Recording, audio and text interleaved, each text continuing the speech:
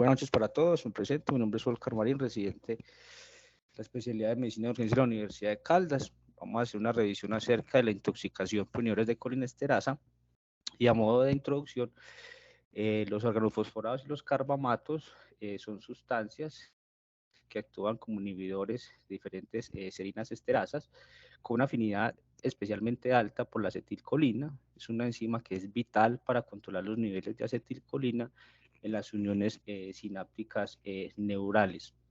Esta sobreestimulación de los diferentes receptores que tenemos, tanto muscarínicos como nicotínicos, van a dar o va a ser una resultante de la inhibición de esta enzima, la acetilcolinesterasa, con la posterior acumulación de la acetilcolina, lo cual va a conducir a diferentes efectos tóxicos que vamos a ver durante la presentación. Entonces, algunos aspectos epidemiológicos, se dice que los organofosforados son la principal causa de intoxicación en los países en desarrollo, representa aproximadamente el 50% de los ingresos hospitalarios secundarios a intoxicaciones, debido a una amplia gama de aplicaciones que tienen el uso de estos organofosforados, desde la presencia ubicua que puede generar el uso de pesticidas en el campo agrícola, hasta el uso como diferentes agentes nerviosos. Estas sustancias van a presentar un peligro que es para ser significativo para la salud y la seguridad pública y la salud pública. Se dice que aproximadamente al año cerca de 3 millones de personas van a estar expuestas a estas sustancias y a nivel mundial se registra aproximadamente 300.000 muertes, lo que da pues como resultado aproximadamente 5 millones de muertes solo en las últimas 3 décadas. ¿Qué tenemos en Colombia? Como podemos ver en las gráficas, estos son datos del Instituto Nacional de Salud del año 2017, y donde vemos que los plaguicidas están representados aproximadamente entre 4.000 o 5.000 casos en la población joven, en una edad que va aproximadamente entre los 15 y los 30 años, y cerca del 25% de las intoxicaciones son por plaguicidas, ya sea porque se tenga una exposición laboral o porque se tenga diferentes intentos de tipo autolítico. Entonces, dentro de estos inhibidores de colinesterasa, los dos más representativos, tenemos los organofosforados, son sustancias lipofílicas que contienen una excelente absorción por vía oral, inhalatoria, digestiva, dérmica y conjuntival. Se dice que alcanza concentraciones pico alrededor de las 6 horas una vez se inicie el contacto con este agente. La vida media va de minutos a horas. Se dice que algunos organofosforados pueden incluso acumularse en el tejido adiposo, lo cual va a permitir como ese proceso de redistribución que puede durar incluso varias horas a días después del contacto, y tiene una particularidad, y es que estos organofosforados, a diferencia de los carbamatos, van a tener una penetración con mayor facilidad en el sistema nervioso central. Por tanto, los carbamatos son insecticidas derivados del ácido carbámico. Estos compuestos también los podemos utilizar en el ámbito medicinal, como es el uso de la fisoctimina, la piroxtimina y la neostigmina. Cuando se exponen a estos carbamatos, la acetilcolinesterasa va a sufrir un proceso de carbamilación de manera muy similar a lo que pasa en el proceso de fosforilación de los organofosforados, lo cual puede permitir que esta acetilcolinesterasa se acumule en las diferentes uniones sinápticas. Sin embargo, no se produce un estado de envejecimiento, que ya lo vamos a ver, que sí se puede presentar en la intoxicación por organofosforados. La duración de los síntomas colinérgicos que presentan estas sustancias suele ser inferior a las 24 horas. Sin embargo, las complicaciones que resultan del síndrome colinérgico por carbamatos pueden estar en relación con complicaciones de tipo pulmonar, que pueden durar incluso varias horas después de la exposición. Como vemos acá, el uso o las diferentes fuentes de estas sustancias organofosforadas va desde el uso doméstico, ya sea pues como para diferentes productos como insecticidas, ¿sí? También en el ámbito agrícola, como les mencionaba, como plaguicidas, e incluso se han descrito diferentes usos, como en el caso de en guerras pasadas, sobre todo se ha descrito la guerra de Irak, e incluso también en el ataque que sufrió el metro de Tokio ya hace varias décadas. Entonces también tienen diferentes usos, pues en este caso con fines pues terroristas, de acuerdo pues a la subclasificación que vamos a ver más adelante de este tipo de xenobióticos. Entonces la mortalidad que genera este tipo de sustancias, la mayoría de las muertes va a estar secundario de una etapa aguda debido a un estado de hipoxia, que va a ser una combinación de diferentes efectos colinérgicos, tanto centrales como periféricos, y algunas de las manifestaciones, como son las convulsiones, pues que pueden empeorar este estado de hipoxia secundario. También podemos encontrar diferentes manifestaciones que van a empeorar los desenlaces en estos pacientes en relación con un choque de tipo distributivo, también cardiovascular. Vamos a encontrar diferentes secuelas que pueda generar en relación con una disfunción neuromuscular. También encontramos algunos pacientes que pueden presentar una toxicidad colinérgica recurrente, la falla respiratoria y la alteración neurológica a nivel central. Y esto va a depender en gran medida de ¿qué? De varios componentes, de acuerdo a la velocidad con la que se tenga este inicio de exposición, también el compuesto, la vía de exposición, ¿sí? Se ha descrito que la vía más rápida que puede generar este tipo de intoxicaciones es la vía inhalatoria, posteriormente la vía digestiva y por último la vía tópica. En cuanto a la estructura química, podemos ver el gráfico del lado izquierdo, la estructura química de los carbamatos. Estos contienen una estructura N-metilo, ¿sí? Con varias cadenas laterales, como lo podemos ver, la R1, R2 y R3. Estos compuestos, como les mencionaba, son derivados del ácido carbámico y inhiben de manera, digámoslo así, selectiva, la acetilcolinesterasa, que es el principal flanco o objetivo pues, que tienen estas sustancias y la cual va a producir los diferentes manifestaciones clínicas. Y a la derecha vemos la estructura básica de un órgano fosforado, ¿sí? Estos van a contener diferentes grupos, ya sea un grupo fosforilo o un grupo tiosfosforilo. Contiene dos cadenas laterales y una cadena saliente que se denomina como una cadena o un grupo X. Esta estructura o este grupo X es la que le sirve como medio para que se haga como esa clasificación o esa subclasificación de los diferentes órganos fosforados. Hay algo muy importante y es que estos grupos tienden a compartir ciertas características físicas y farmacodinámicas, pero generalmente no afectan el manejo agudo que debemos brindarle a estos pacientes. En esta tabla, básicamente lo que les quiero mostrar es los diferentes grupos de órganos fosforados, una clasificación de acuerdo a, como les mencionaba, a la posición o al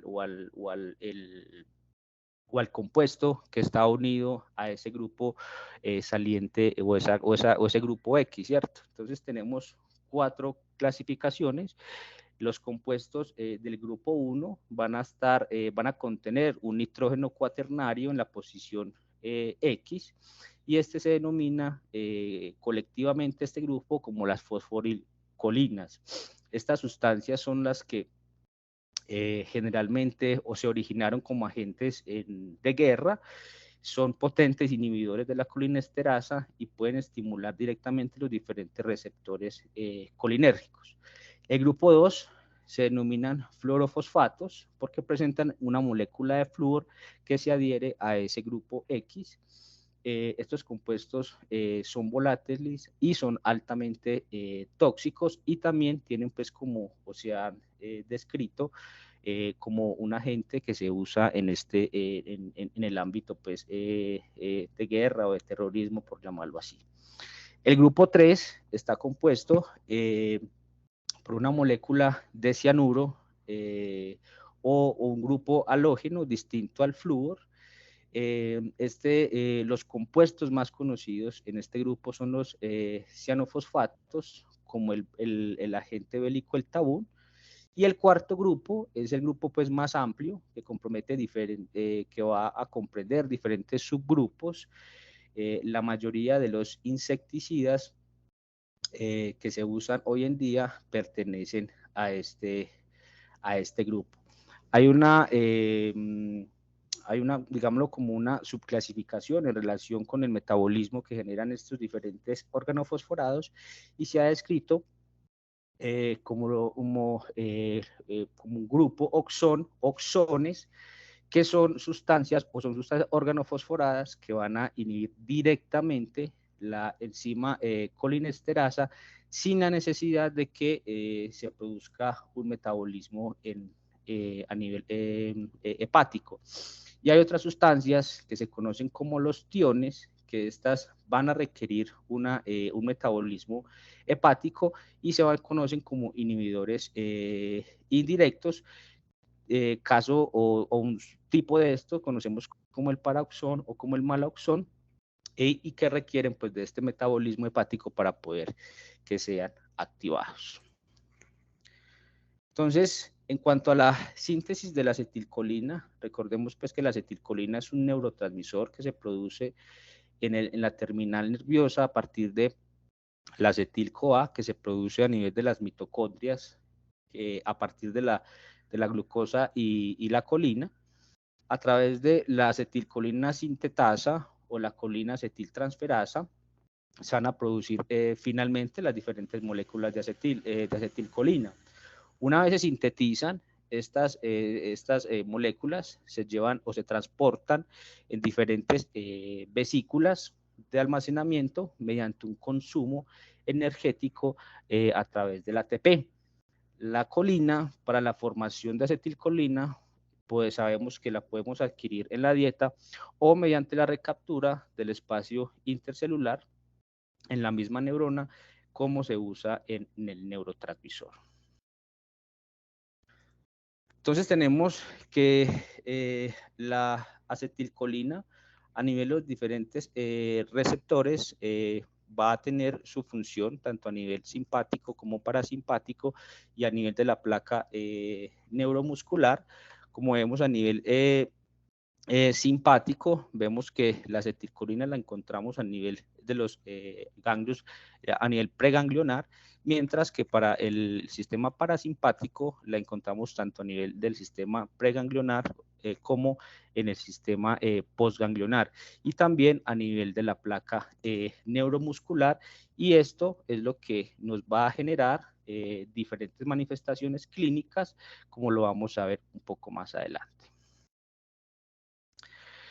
En cuanto a la acetilcolina o el papel que tiene la acetilcolinesterasa en la hidrólisis fisiológica de la acetilcolina, como sabemos, esta acetilcolinesterasa degrada la acetilcolina en acetato y en colina, tiene una estructura globular catalítica que forma diferentes monómeros, dímeros o tretámeros según los diferentes enlaces químicos que se establezcan.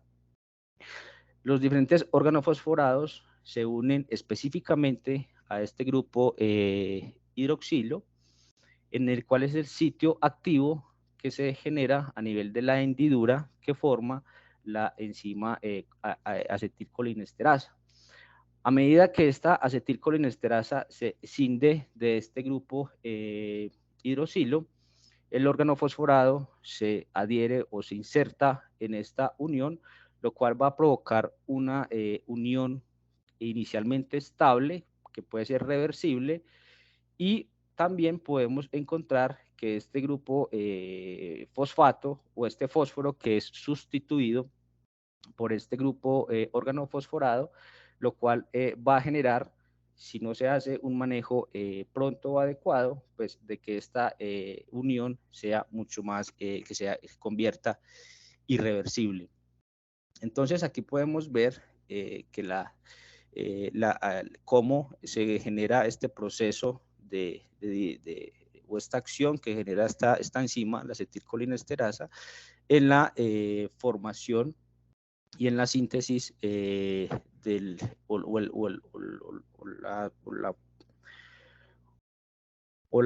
acción que genera a través de la acetilcolina, ¿cierto? Entonces vemos que la acción de esta enzima pues va a generar que se produzca por una parte el acetato y por la otra parte la molécula de colina.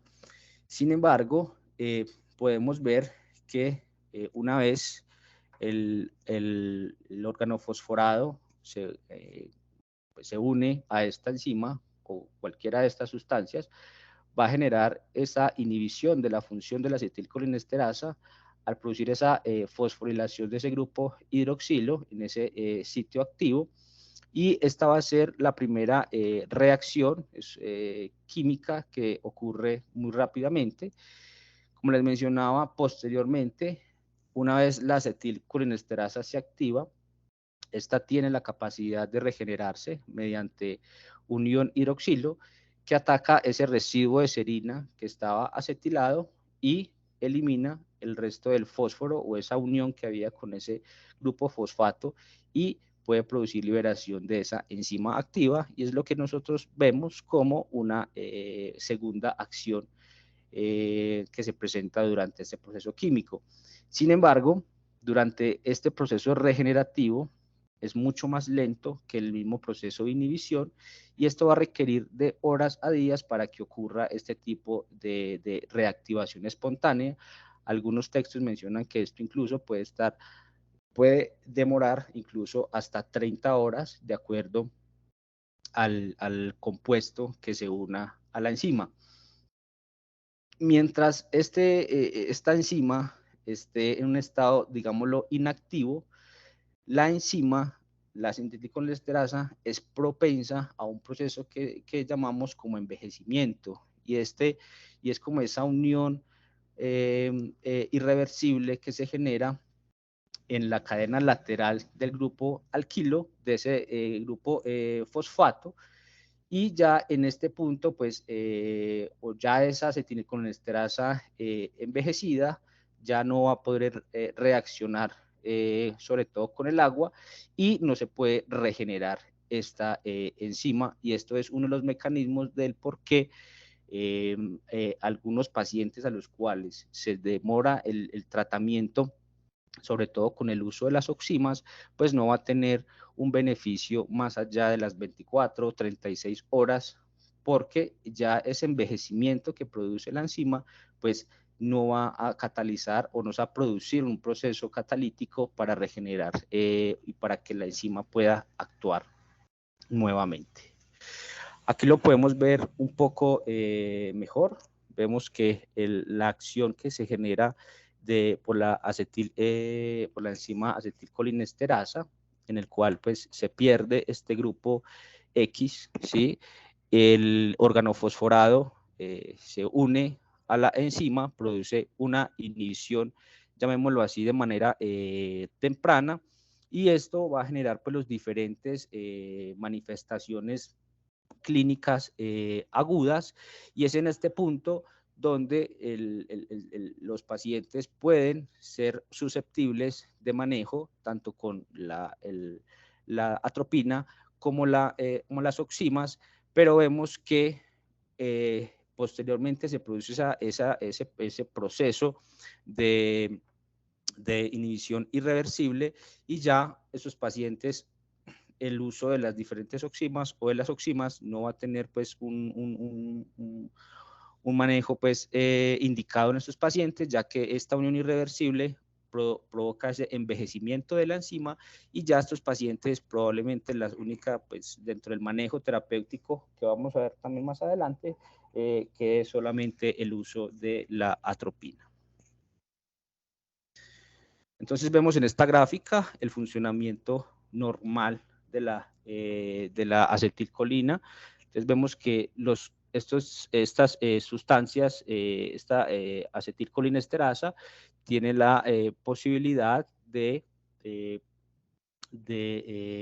producir esa división de la acetilcolina en colina y acetato, y una vez estas dos moléculas se unen a esta enzima, pues tienen la posibilidad de formar nuevas moléculas bajo toda la premisa que les mencioné previamente durante el almacenamiento de estas enzimas, y por diferentes estímulos o por diferentes estímulos de receptores, tanto nicotínicos como muscarínicos, pues pueda hacer ese efecto a nivel de la placa o la unión neuromuscular o de la sinapsis como tal. Pero cuando el organofosforado, en este caso, ejerce su acción, pues esta va a inhibir la acetilcolinesterasa, generando de que haya más acetilcolina a nivel de la sinapsis o de la placa neuromuscular, generando pues las manifestaciones de los diferentes, la estimulación de los diferentes receptores, tanto nicotínicos como muscarínicos, que van a generar pues las manifestaciones clínicas. En cuanto a los receptores de la acetilcolina, sabemos que tenemos receptores nicotínicos y muscarínicos. Los receptores muscarínicos los vamos a clasificar en 5 grupos, ¿sí? Que van a estar acoplados a diferentes proteínas G y por lo tanto también a diferentes segundos mensajeros. Los receptores muscarínicos M1, M3 y M5 van a estar acoplados a enzimas excitatorias, mientras que los receptores M2 y M4 están acoplados a enzimas inhibitorias. Los receptores muscarínicos M1 van a estar principalmente a nivel cerebral, los M2 a nivel cardíaco, también a nivel del sistema nervioso autónomo, los M3 a nivel bronquial, del intestino y a nivel de las glándulas. Los M4 se han descrito también que tienen relación con diferentes manifestaciones a nivel cerebral, al igual que los receptores M5. Los receptores N1 y N2, ellos no van a estar acoplados a proteínas que como lo hacen los receptores muscarínicos, sino que estos receptores van a estar acoplados a canales iónicos, lo cual que estos van a funcionar sobre el potencial de acción. Los receptores N1 van a estar a nivel de la placa neuromuscular y de ella van a generar diferentes manifestaciones como la debilidad, las fasciculaciones, los calambres y las parálisis que pueden presentar los pacientes, mientras que los receptores N2 se van a ubicar a nivel de los ganglios autónomos y a nivel de los ganglios suprarrenales, lo cual como manifestación de esa sobreestimulación nicotínica puede generar taquicardia e hipertensión. En cuanto a su farmacocinética, los diferentes compuestos, tanto organofosforados como carbamatos, se pueden absorber por diferentes rutas. Dentro de ellas, la ingesta o la inhalación de estas sustancias pueden provocar la aparición inmediata de síntomas, en el caso pues, de que estos pacientes puedan inhalar estas sustancias. La exposición dérmica puede tener efectos locales que se pueden manifestar de manera inmediata o también pues, efectos a nivel sistémicos, pero estos pueden tardar un poco más en aparecer su cuadro clínico. Los organofosforados son compuestos que tienen, son compuestos lipofílicos con cierto secuestro, como les mencionaba, a nivel de las reservas de grasa. Tienen un alto volumen de distribución, ¿sí? Estos agentes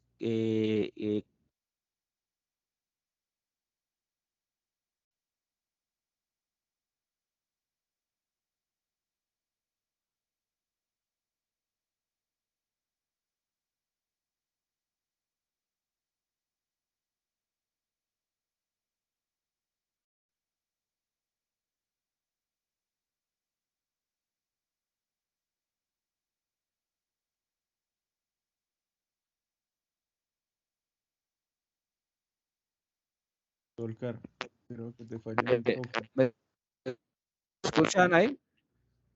Te está ¿Ahí me fallando el escuchan? micrófono. Ahí sí ya. Sí, ahí sí. Perfecto. Bueno, les estaba diciendo que en cuanto al metabolismo, la gran mayoría de estas sustancias tienen un mecanismo, un metabolismo hepático, sobre todo por el Solcar, yo no sistema, veo la... el citocromo. No sé si qué Espérame, pasa a los demás, pero...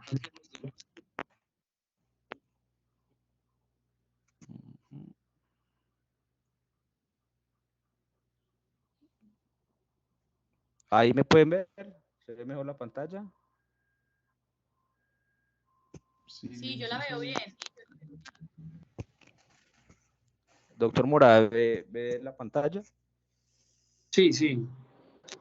Bueno, les estaba hablando que en cuanto al metabolismo, estas sustancias tienen un metabolismo hepático, sobre todo sobre el sistema, sobre el citocromo P450 a nivel del hígado y a nivel de la mucosa intestinal, y también por el sistema de citocromos CYP450. Como les mencionaba, los organofosforados los podemos subclasificar de acuerdo a si requieren o no un metabolismo hepático o no. Entonces tenemos este grupo, los axones, que van a hacer un efecto directo, mientras que los tiones van a requerir un metabolismo inicial para poder ejercer su acción. En cambio, los carbamatos realmente se describe que no requiere un metabolismo hepático para activarse. Y en cuanto a su excreción, la excreción de estas sustancias, más del 90%, tienen eliminación por vía renal. Entonces, de acuerdo a la fisiopatología o las manifestaciones que generan esta inhibición de la acetilcolinesterasa y esa estimulación, esa sobreestimulación que genera la acetilcolina sobre los receptores, tanto muscarínicos como nicotínicos, que vamos a encontrar a nivel simpático como parasimpático en las uniones neuromusculares y también en las uniones terminales de todos estos sistemas, tanto preganglionar como postganglionar. Entonces vamos a encontrar diferentes manifestaciones, tanto a nivel del sistema nervioso central, como son la confusión, la agitación, las alucinaciones, el coma, las convulsiones. También vemos midriasis, la broncodilatación, algunas manifestaciones de tipo cardiovascular, como la presencia de taquiarritmias, la hipertensión, que va a estar generada principalmente por la estimulación nicotínica, episodios de retención urinaria y estados de hiperglicemia. También podemos encontrar dentro del espectro de estimulación parasimpática a nivel del sistema nervioso central estados de confusión, de agitación, también convulsiones, miosis y estados de hipersalivación, lagrimeo, broncorrea, broncoespasmo. Y a nivel de la placa neuromuscular podemos encontrar la debilidad, las fasciculaciones y la parálisis, todo esto bajo el efecto de una estimulación nicotínica. Entonces vemos acá dentro de las manifestaciones clínicas, vemos que estos pacientes que se intoxican con este tipo de sustancias, pues van a tener diferentes manifestaciones clínicas, y esto también va a depender de la vía de exposición a la cual se tenga estos pacientes. En general se ha descrito que la ingestión de estas sustancias, los pacientes pueden inicialmente presentar episodios de vómito, síntomas gastrointestinales, ¿sí? De manera temprana. Dentro de la crisis colinérgica aguda, esto va a crear un toxidrome, llamámoslo así, un toxidrome muscarínico, que va a estar principalmente dado por un estado de miosis, hipersalivación, náuseas, emesis, broncoespasmo, broncorrea, hipersecreción a nivel pulmonar o incluso edema alveolar, la bradicardia, la hipotensión. Todos estos síntomas van a estar en relación con esa estimulación muscarínica, mientras que los síntomas o los signos clínicos de estimulación nicotínica van a estar en relación con la sudoración, la debilidad muscular, fasciculación, parálisis y también episodios de hipertensión y taquicardia. O sea que este tipo de intoxicaciones presenta una gran gama de manifestaciones clínicas y realmente no hay una, digámoslo así, un toxidrome único que pueda generar este tipo de intoxicaciones. O sea que los pacientes pueden presentar un estado de hipotensión ya sea por un choque distributivo, por una estimulación muscarínica, pero también algunos pacientes pueden presentar estados de hipertensión por esa estimulación nicotínica. Sin embargo, se han descrito diferentes mnemotecnias como para tener presente cuáles son como esos síntomas colinérgicos, ¿sí? Básicamente se han descrito estas dos mnemotecnias, ¿sí? La estimulación muscarínica, para que tengamos pues como una idea clara, es la que nos va a generar todo ese estado de hipersecreción, ¿sí? Como broncorrea, broncoespasmo, también hipersalivación, lagrimeo, micción espontánea, estados hiperdefecatorios y también, como les mencionaba, por efecto de los receptores M2 van a producir un estado de bradicardia, ¿sí? Mientras que algunas mnemotecnias que también se han generado para los síntomas nicotínicos se han descrito como recordarlo así como los días de la semana, ¿sí? En donde, digámoslo así, de lunes a viernes, digamos que el lunes, el Monday, es una sigla en inglés, va a representar un estado de midriasis. El martes o Thursday es como esa taquicardia, el estado de hipertensión, de debilidad y las fasciculaciones. Entonces, esto hace más relación con los síntomas nicotínicos. Como dije, hay varias mnemotecnias, pero básicamente estas son las manifestaciones, pues como para tener o para recordarlas un poco más fácil. Entonces, dentro de los signos y síntomas que puede generar este tipo de intoxicaciones, recordemos, como les estaba mencionando previamente, la estimulación de estos diferentes receptores van a tener, digámoslo así, como un estado de temporalidad. En esta gráfica, básicamente, lo que les muestro acá es que en la fase aguda tenemos esa estimulación que puede generarse durante los primeros minutos de la exposición, incluso dentro de las primeras 24 horas, por la activación o la hiperestimulación de esos receptores nicotínicos y muscarínicos, ¿cierto? Como ya lo hemos visto. Más allá de las 24 horas, incluso hasta las primeras 2 semanas de haber iniciado todo este proceso, vamos a encontrar lo que llamamos como un síndrome intermedio, y esto lo vamos a ver un poco más adelante, va a ser generado por esa estimulación de los receptores nicotínicos. Y más allá de las 2 semanas hay otras manifestaciones que pueden generar, como es la neuropatía retardada, que también la vamos a explicar un poco más adelante. Ya como para enfocarnos en cada sistema, vemos que las manifestaciones neurológicas por este tipo de intoxicaciones son múltiples, ¿sí? Que puede pasar desde un estado de confusión, letargio, psicosis, a un estado de coma, ¿sí? Y también, de acuerdo a la gravedad de la intoxicación, estos pacientes pueden hacer estados de apnea que puede agravar aún más el cuadro, abundado pues a las manifestaciones respiratorias. No me voy a detener mucho en este cuadro, pero básicamente quería mostrarles las manifestaciones que se pueden generar a nivel central.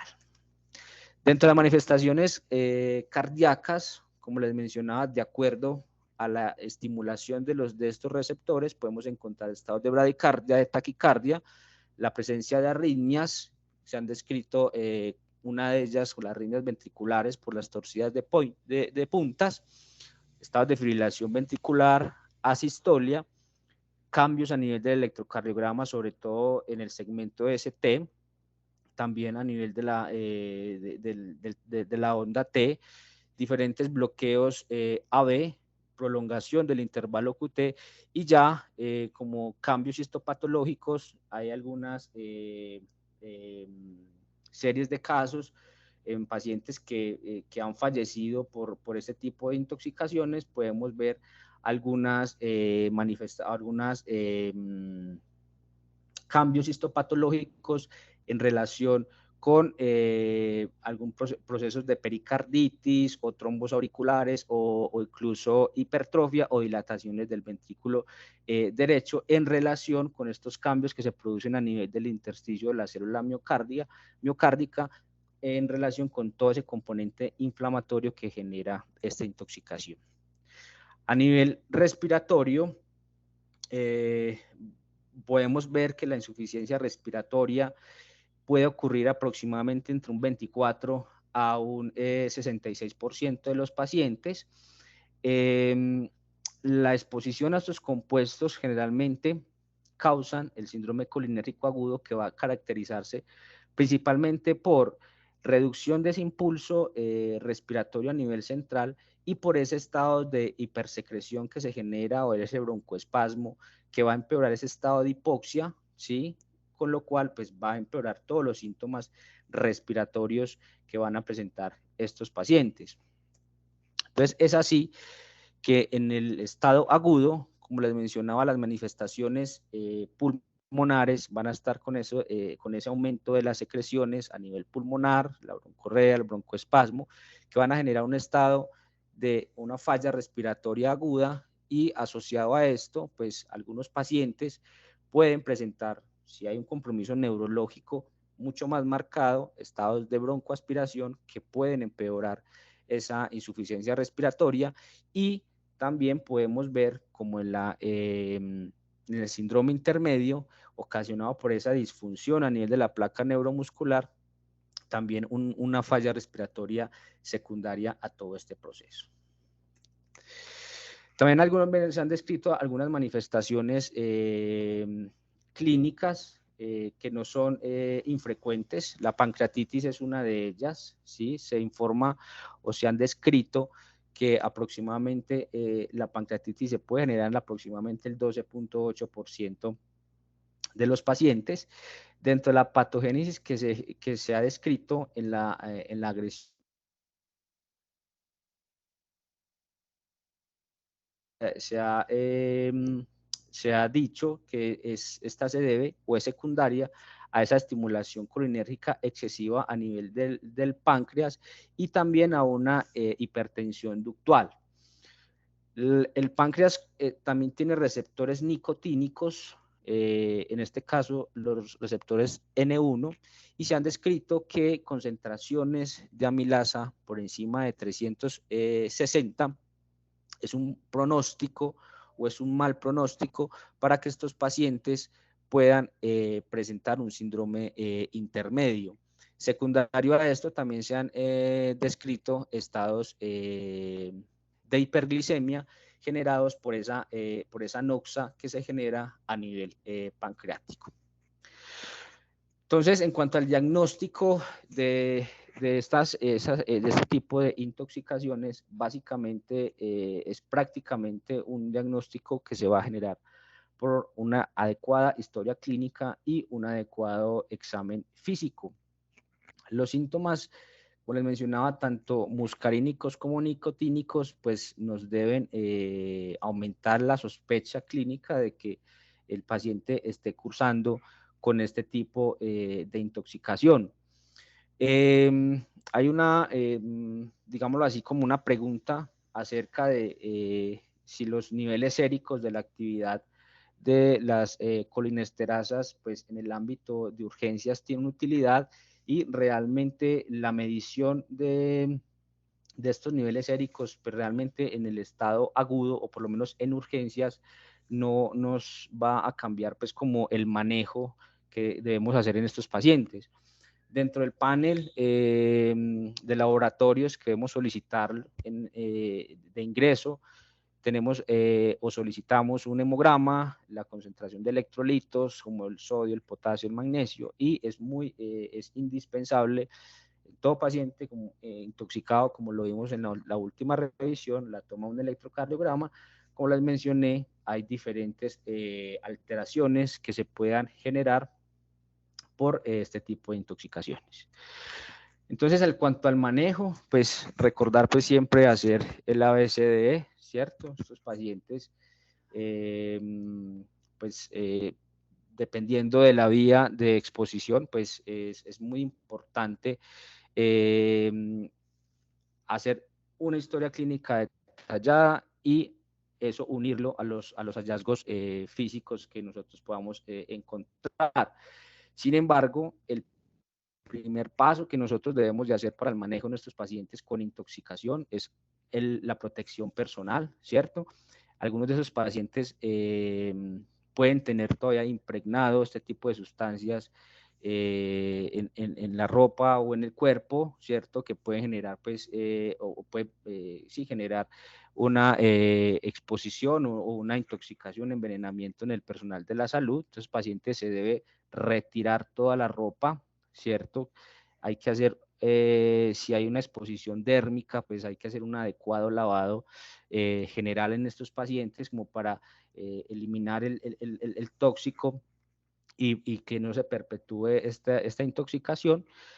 Hacen un control adecuado de la vía aérea. Estos pacientes, si se pierde la vía aérea en estos pacientes, pues esos pacientes entran en una falla ventilatoria secundaria para todo este proceso fisiopatológico que les mencionaba, y estar muy atentos al estado neurológico de estos pacientes, porque algunos de ellos, incluso en intoxicaciones graves, pues pueden llegar a nuestro servicio de urgencia en un estado convulsivo que puede agravar todo ese estado de hipoxia secundario a la intoxicación que se genera. Entonces, en cuanto a las estrategias de tratamiento, esos pacientes inicialmente van a requerir un soporte hemodinámico, algunas medidas de descontaminación que ya las vamos a observar, hacer, y el manejo farmacológico dirigido, que también lo vamos a ver.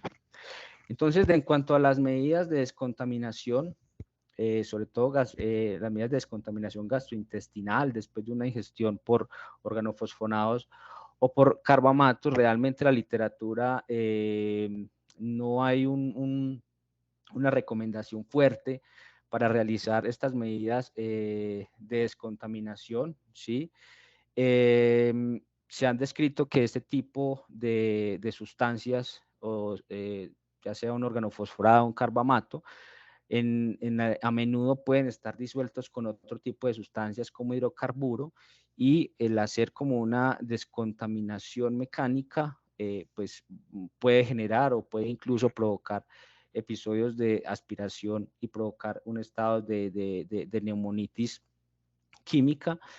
En cuanto al uso del carbón activado, pues la literatura realmente nos recomienda que este se debe hacer idealmente en la primera hora de la ingesta de estas sustancias, y más aún, o se prefiere incluso de que sea lo más pronto posible, incluso en los primeros 30 minutos.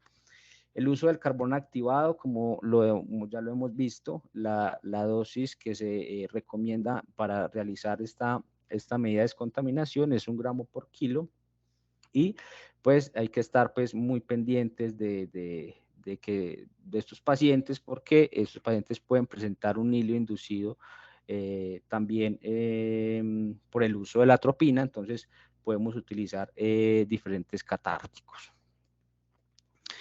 En cuanto a la terapia farmacológica, sin duda que la atropina, como inhibidor competitivo de los receptores muscarínicos, tanto a nivel sistema nervioso central como periférico, pues es el medicamento de elección para tratar ese tipo de intoxicaciones. Hay que recordar que la atropina no tiene efecto sobre los receptores nicotínicos, ¿sí? Y no puede mejorar los síntomas causados por esta estimulación nicotínica. ¿Cuándo vamos a usar la atropina? Cuando el paciente presente una bradicardia con repercusión hemodinámica, ¿sí? A veces los pacientes nos llegan con frecuencias de 60, de 50, entonces corremos a administrar la atropina, pero vemos que no hay una repercusión hemodinámica, entonces en este contexto pues no estaría indicado la administración. Otro punto para administrar la atropina es en los estados de broncorrea. Vemos los pacientes con estados de hipersalivación aumentada o también en pacientes que presenten un broncoespasmo. La dosis inicial para adultos es de 1 a 2 miligramos de manera endovenosa y en niños la dosis es de 0.2 a 0.05 miligramos por kilo dosis. Se habla de un máximo aproximadamente de 3 miligramos en esta población. Recordemos que nosotros podemos doblar la dosis inicial de atropina, que se puede realizar cada 5 o 10 minutos, hasta conseguir signos que llamamos como signos de atropinización, y es con la idea de revertir estas 3B, que es la bradicardia, el broncoespasmo y la broncorrea. Entonces, las indicaciones para el uso de la atropina. En cuanto a las oximas, realmente, como les mencionaba, dentro de la fisiopatología, el uso de estas sustancias va dirigido a activar esas colinesterasas que son inhibidas por estos órganos fosforados. Son eficaces para el tratamiento de los síntomas nicotínicos, ¿sí? Pero siempre debe administrarse o se debe hacer primero un adecuado manejo con la atropina, o hacer una adecuada atropinización y posterior el uso de la pralidoxima, que es la que nosotros tenemos pues en nuestro medio. La respuesta va a depender del tipo de organofosforado, como les mencionaba en esa clasificación que les mencioné previamente, y la dosis de carga es de 25 a 50 miligramos por kilo, máximo 2 gramos, en una infusión lenta de 30 minutos, y podemos continuar con una infusión de 10 a 20 miligramos por kilo hora, máximo 0.5 gramos hora. Hay algunas reacciones adversas que se pueden presentar con el uso de estas sustancias, sobre todo en los casos de infusión rápida, como es la náusea, la depresión respiratoria, la taquicardia y la hipertensión. Y en cuanto a la duración del tratamiento, pues realmente se ha descrito que es incierto, pero esta infusión pues no debe estar más allá de las 48 horas. Entonces, rápidamente lo que vemos en esta gráfica es de acuerdo a los síntomas que presente el paciente, pues yo voy a hacer uso ya sea de la atropina o de las oximas, pero como les mencionaba, el uso de las oximas va a primar sobre los síntomas de tipo nicotínico. En esta gráfica, pues esto, aunque son datos americanos, en los cuales pues se tienen como estas autoinyectores de atropina, de pralidoxima, pues en nuestro medio, poco probable que podamos encontrar este tipo de autoinyectores, pero básicamente aquí podemos observar las diferentes dosis recomendadas, ¿sí? Tanto de la atropina, de la pralidoxima, y en pacientes que llegan a un estado convulsivo. Dentro del manejo del arsenal para el tratamiento de estas convulsiones tenemos las benzodiazepinas, que podemos hacer uso del diazepam en dosis de 5 a 10 miligramos intravenosos, o el uso también del midazolam. Entonces, en cuanto a las complicaciones que se puedan generar con este tipo de intoxicaciones, sobre todo con los órganos fosforados, tenemos el síndrome intermedio, y esto se llama síndrome intermedio porque por lo general ocurre después de toda esa fase colinérgica inicial y antes de que se produzca la siguiente complicación, que es la neuropatía tardía.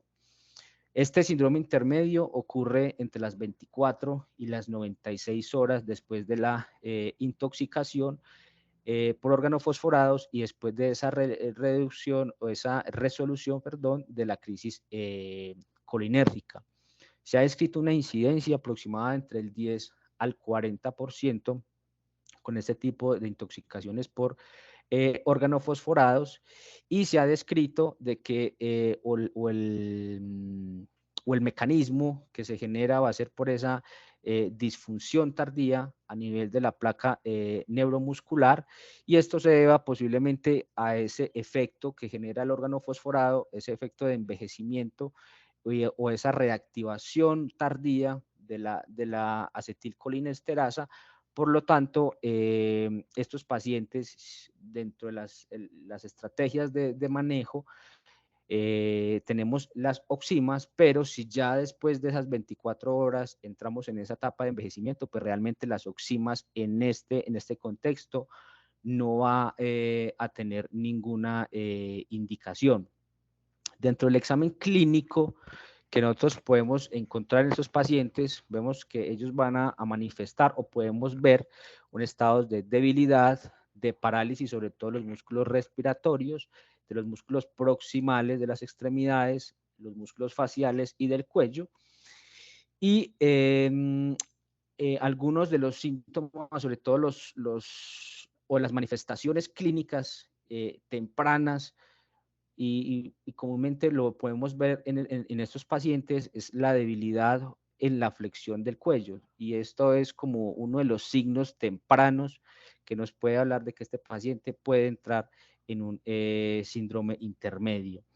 Generalmente estos pacientes pueden avanzar a una insuficiencia respiratoria generada por toda esta debilidad de los diferentes músculos que les mencioné, y los síntomas pueden resolverse de manera espontánea de 1 a 2 semanas, pero estos pacientes que presentan este síndrome pues van a requerir el manejo, la asistencia de una ventilación mecánica, y el tratamiento, pues más que, o sea, el uso de la ventilación mecánica, no hay un tratamiento específico, sino medidas de soporte. La otra complicación que les mencionaba es la neuropatía retardada. Esto se puede generar ya sea por exposiciones crónicas al órgano fosforado, ya sea por días o semanas, o después de un estado agudo, una intoxicación aguda. Generalmente se va a presentar después de las 2 a las 4 semanas, y esto se debe o se puede manifestar como una debilidad muscular distal, dolor, que son pues como las manifestaciones que se presentan más a menudo, y también puede progresar a un estado de parálisis. Realmente la administración de atropina o pralidoxima no altera el inicio ni el curso de estos síntomas, y la recuperación de estos pacientes es variable y ocurre pues en meses o incluso años, con algunos déficits funcionales residuales que pueden ser comunes. En esta gráfica básicamente les muestro cómo en el tiempo se puedan generar este tipo de manifestaciones, donde vemos una fase inicial colinérgica durante las primeras 24 horas, un estado intermedio, un síndrome intermedio que se viene entre las 24 a las 96 horas, la neuropatía retardada más allá de esas 96 horas, y ya estados más, digámoslo así, más tardíos como la encefalopatía o estados de coma, la ataxia cerebelar o síndromes extrapiramidales, pues, que se pueden presentar de manera tardía. Entonces ya vimos el tratamiento pues que se tiene, el arsenal, el manejo que debemos de realizar en estos pacientes. Sin embargo, pues en la literatura se han descrito pues algunas otras estrategias como para tener un arsenal terapéutico para el manejo de estos pacientes, y dentro de ellos se ha propuesto el uso de las emulsiones lipídicas. Como sabemos, estas emulsiones lipídicas son una mezcla de diferentes ácidos grasos, ¿sí?, que comúnmente lo utilizamos en la nutrición parenteral. Realmente estas emulsiones lipídicas tienen un campo o una acción, sobre todo en la reversión de la toxicidad por los diferentes anestésicos locales, como la bupivacaína, y dentro de las plausibilidad que se puede generar el uso de estas sustancias o que se han descrito es el efecto o la acción o el efecto del sumidero que pueden generar estas sustancias. Entonces les traigo este ensayo clínico aleatorizado, una población o con una muestra corta de 45 pacientes con intoxicación por organofosforados. Se aleatorizaron 23 pacientes a recibir una dosis inicial de estas emulsiones lipídicas al 20%, seguida en una infusión en 100 mililitros durante las primeras 6 horas, y un grupo al cual se recibió el manejo estándar. Lo que ellos querían con este ensayo clínico era evaluar la eficacia y la seguridad de estos medicamentos en pacientes que tuviesen una intoxicación aguda por organofosforados. Y realmente, como vemos acá, dentro de lo que ellos querían evaluar, o entre los outcomes primarios y secundarios, vemos que no hubo diferencia en las dosis requeridas de atropina, tanto para el grupo control como el grupo de intervención. No hubo cambios a nivel de las constantes vitales, a nivel de la presión arterial sistólica, diastólica y media, también a nivel de la frecuencia cardíaca, y la estancia hospitalaria, los días de estancia hospitalaria, de requerimiento de soporte ventilatorio o los días de estancia en UCI, como vemos, no hubo diferencia en ambos grupos, por lo cual, pues, dentro de la poca evidencia que hay en este tipo de manejos adicionales en esos pacientes con intoxicación por organofosforados, pues realmente o aparentemente no muestra ningún beneficio en este aspecto. ¿Qué otras estrategias se han tratado como de realizar para el manejo de estos pacientes con intoxicación severa? Esto fue una revisión sistemática y un metaanálisis publicado en el año inmediatamente anterior, en el cual se hizo una búsqueda exhaustiva en diferentes bases de datos, en el cual se incluyeron 11 ensayos controlados aleatorizados con una población de 811 pacientes. Lo que ellos querían averiguar si esta estrategia de hemoperfusión y hemofiltración pueden tener algún impacto en diferentes desenlaces en pacientes que presentan una intoxicación por organofosforados de manera pues severa. Entonces ellos querían evaluar la mortalidad, la dosis total de atropina, la duración o el tiempo de ventilación mecánica requerían estos pacientes, el tiempo de recuperación de la acetilcolinesterasa y la estancia hospitalaria. Entonces, como estrategia de hemoperfusión y hemofiltración, en cuanto a mortalidad, según pues, este metaanálisis, vemos que los diferentes ensayos que se incluyeron en este metaanálisis, pues en cuanto a mortalidad, parece que les va mejor a los pacientes que usan este tipo de estrategias. En este forest plot a la derecha vemos que las dosis requeridas también fue mucho menor en aquellos pacientes que se incluyeron en este tipo de estrategias, al igual que los días de ventilación mecánica. El tiempo de restauración de la acetilcolinesterasa también fue menor con este tipo de estrategias, y también los días de estancia hospitalaria, por lo cual, pues los autores concluyen que la combinación de hemoperfusión y hemofiltración, pues es un protocolo de tratamiento que puede ser seguro y efectivo en aquellos pacientes que presentan esa intoxicación aguda grave por organofosforados. Entonces, a modo de conclusión, pues los resultados realmente en esos pacientes que se intoxican con ese tipo de sustancias o los desenlaces pues van a ser multifactoriales. El resultado pues va a depender de la gravedad del envenenamiento, la cantidad, la duración y el tipo del agente.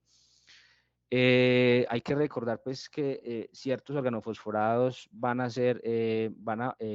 generar un compromiso mucho mayor, y que hay pacientes que tienen condiciones preexistentes que pueden agravar los desenlaces clínicos.